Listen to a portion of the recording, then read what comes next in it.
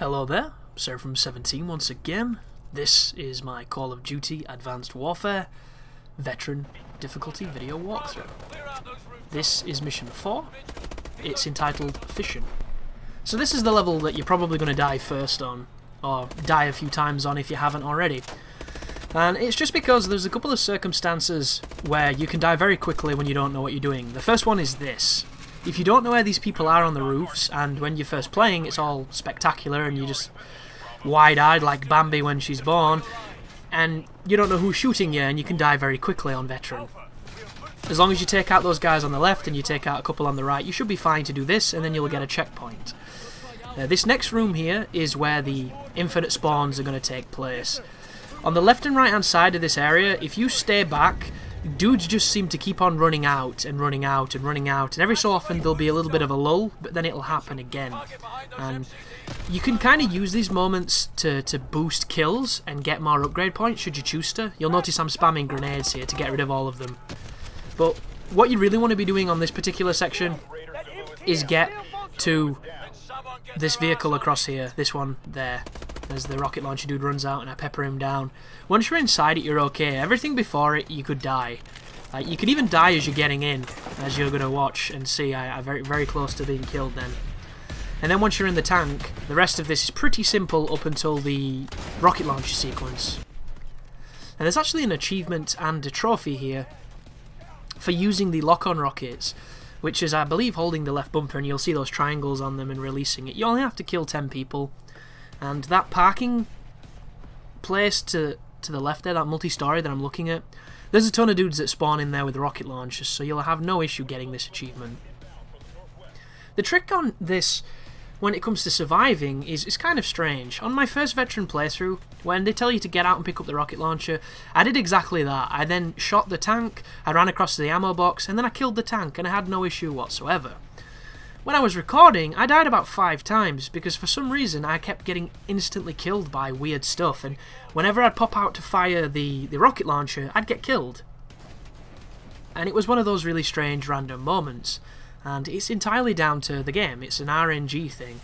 So on this playthrough, because my original strategy wasn't working, which was wait for the creature to fire, I say creature, wait for the tank to fire at you, then pop out and hit it with the rockets, I decided to run away and hit it at a distance to try and stay safe, and that's what you're going to see here. And I nearly died trying to get away, but I just could not stay near this box and shoot the Titan. It wouldn't work in spite of said grenade just then. But I boost over here, I get very close to dying, and then I lay and pray. Lay and pray, see a couple of bullets hit around me. As soon as my screen regens, I'm going to stand up and I'm going to run to this corner. And then all I did was fire missiles from this point, and it worked perfectly, but it's the exact same thing I did when I was next to the ammo crate on my first playthrough, only when I was recording, I kept getting killed. And it was really strange, but any strategy will work here, as I lock onto the wrong thing, and I contemplate pulling out my gun to shoot the little stragglers. But fire, get back in cover, fire, get back in cover. Yeah. Inevitable trophy system action. But in the previous video I was talking about what this game offers, and I addressed the campaign, and then I talked a little bit about multiplayer, so I'm going to continue with that. The maps in this game are considerably better than Ghosts because they're smaller, they're also more dynamic thanks to the double jumping. There's an interesting flow to them. That being said, I still don't think Call of Duties have had a single decent map since Black Ops 2. And even then, I thought Modern Warfare 3 had literally 3 good maps and the rest were shit. And Black Ops had great maps. But I'm of the belief that Call of Duty 4 had the best maps. And maybe even Call of Duty 2. So the maps have just been something that have got progressively worse. As they've added levels, they've added tiers, they've added camping spots, they've added, you know, bad traffic, and they've just tweaked a lot of it for the worst. I think the guns in this game are pretty lacking. I've used all the submachine guns and all the assault rifles, and I like about 3 of them. I've used a couple of pistols, but for the most, I had more fun with the guns in Ghosts, even though I do think Ghosts is an inferior game. So the guns aren't a big draw for me. The kill streaks in this game are fucking horrendous. They are possibly the worst kill streaks in any Call of Duty. They're just boring. So boring. And in Ghosts, the kill streaks weren't great, but they weren't great because some of the maps made them just worthless. And a lot of them were slow and kind of boring. Modern Warfare 3 had fine kill streaks. You know, Black Ops 2, kill streaks were okay. Black Ops 1, kill streaks were amazing. You know, Modern Warfare 2 had the most insane kill streaks and some of the most fun gameplay because of it. I still think, you know, COD 4 did it best because it was skill-based gunplay to get kill streaks, and then you just kept on reaping rewards if you could get there. And legitimately good players would always beat legitimately bad players on that game, whereas on a game like this, and some of the ones that followed, you know, skill really doesn't matter a lot, which kind of sucks. But I think the kill streaks are bad. I think the maps are okay. The game modes seem really fun. That uplink seems interesting. They've brought back Hardpoint and Kill Confirmed and a couple of the other ones. It seems like there's potential. There's a lot of maps, which is always a good number.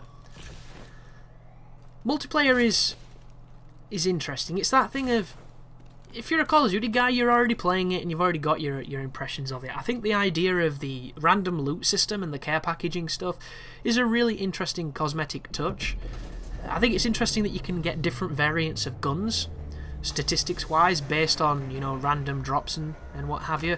But I think that type of stuff is going to affect the competitive nature of the game, and I know it's at this moment in time some people will look down on you speaking about competitive Call of Duty, and I don't necessarily mean game battles or professional playing. I just mean wanting to win and wanting to beat players, you know, and prove that you're better than them in the online arena. And I think a lot of that is kind of affected by the randomness, and I don't know, it's easier to kill on these games, but it's harder to excel, I think. And it's because the game developers have done everything they can to make the playing field as fair as possible for every single kind of player,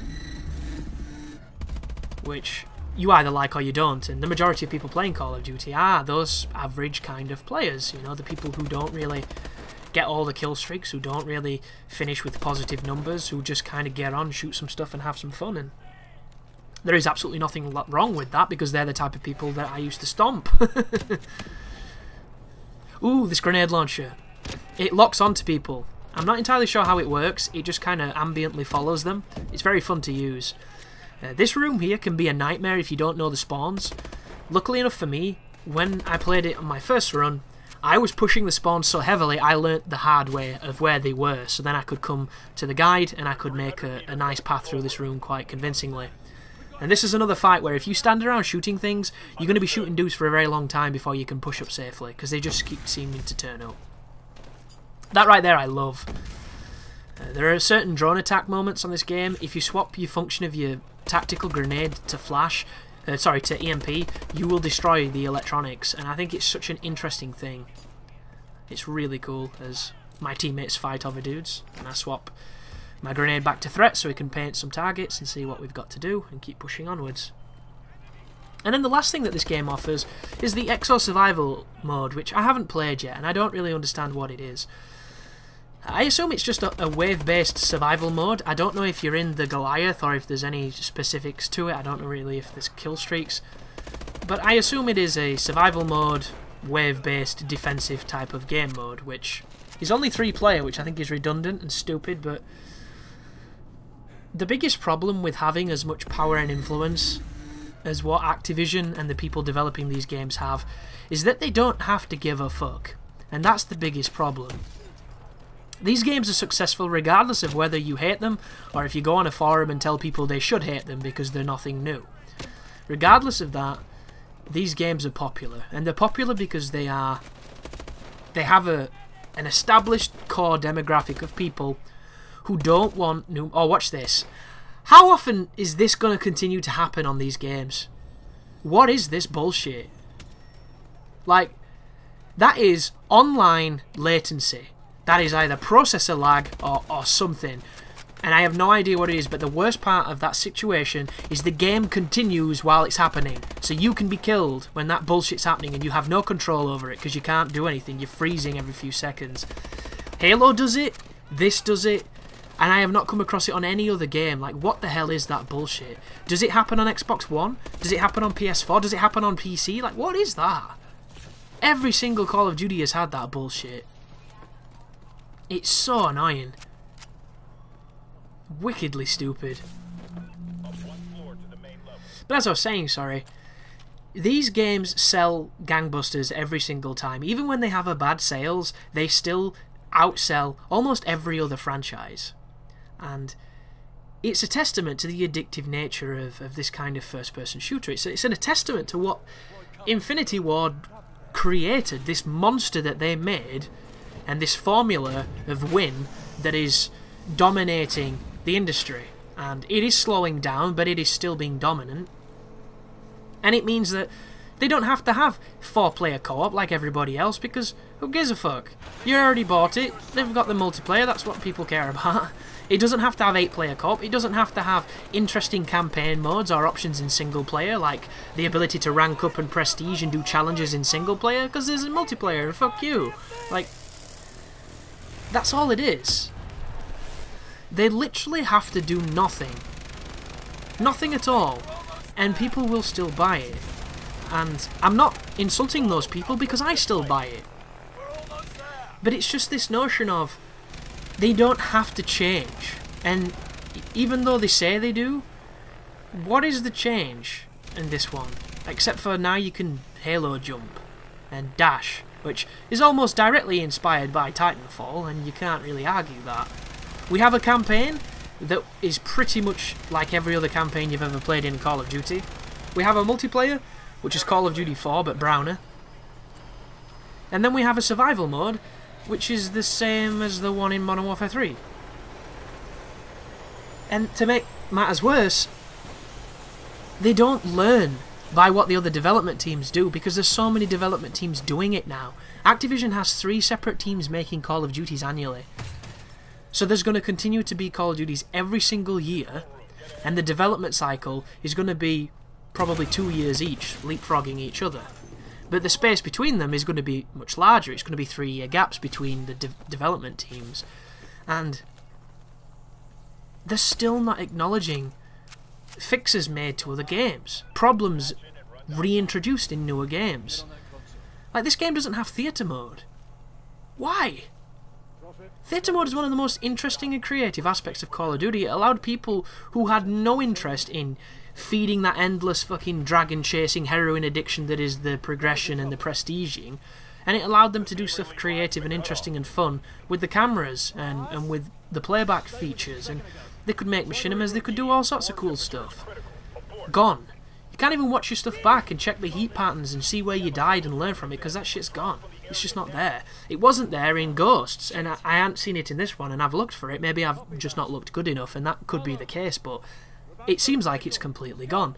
And that is a feature that was established several years ago, and it was a great feature that should have been embellished upon and made even better. Yet it's completely lacking.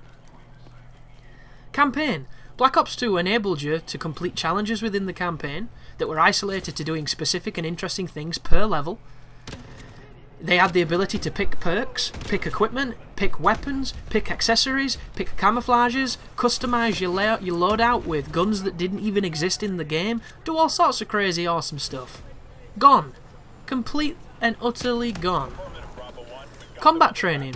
One of the most interesting aspects that Black Ops pretty much invented, and one of my favourite things about that game, was the ability to play the multiplayer offline for folks who had either bad connections or people who weren't very good at the game, who couldn't get any kills and didn't have a lot of fun because they were always getting stomped. They could play with their friends or on their own up against competition that wouldn't obliterate them all the time and curse and insult them over the mic with the squeaky 12-year-old voice. It was a beautiful mode for you to test weapons, to test kill streaks, to get better with things so that when you did get them in a real game, you were practiced with them and you used them effectively. You could learn maps, you could study things, you could study grenade spots, you could do all sorts of great, awesome things, and it's completely gone. It's been replaced by combat readiness bullshit, which is essentially a bastardized version of squad mode where it forces you to play with other human beings and it forces you to put up with bad connections. It's just retarded. Absolutely retarded. And it makes no fucking sense. Yet, that is a function and that is what's in this game, and I don't understand how these games can continue to get these good reviews when they essentially do not learn from what other titles are doing. And it's fundamentals now, folks, that are just being ignored in the further of this greater picture, and all that's going to happen now there's 3 dev teams doing it is it's going to continue to have this disconnect between functions. You know, Black Ops 5 is going to have this super awesome game-changing thing, and then Modern Warfare 9 or Advanced Warfare 4 is going to come along and be like, oh, I'm not going to do any of those because we were developing it at the same time and we're actually not as good as they are. It's baffling. They have all that money. It just doesn't make any sense. And then when they do use stuff, they steal shit you don't even want. Like fucking Zombies mode. Zombies mode was great in World at War. It was great in Black Ops. It was worthless in Black Ops 2 because they overcomplicated it and they turned it into dog shit. Who wants that again, done by a developer who's never done it? Like, come on, really? It's just redundant. You should step forward, not backwards. It just makes no sense. But thank you for watching, folks. You take care now.